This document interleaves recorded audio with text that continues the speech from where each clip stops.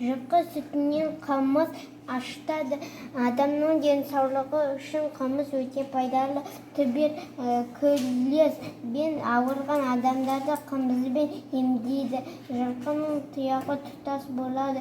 Жылқының қыстыгүні қалың қарды тұяқтарымен теуіп аршиды да қар астындағы шөпті жейді. Жылқының жүйрігі және жорға тұқымдары бар. Бұлардан басқа жылқының жүк тартатын тұқымдары болады. Олар зор денелі шабан болып келеді. Биенің сауыны болған кезде құлыны емізіп сау үшін құрау деп шақырады.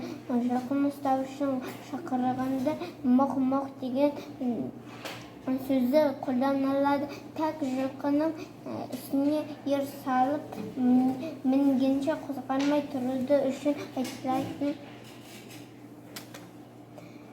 Туберкулезбен ауырған адамдар немен емдейді? Қымызбен.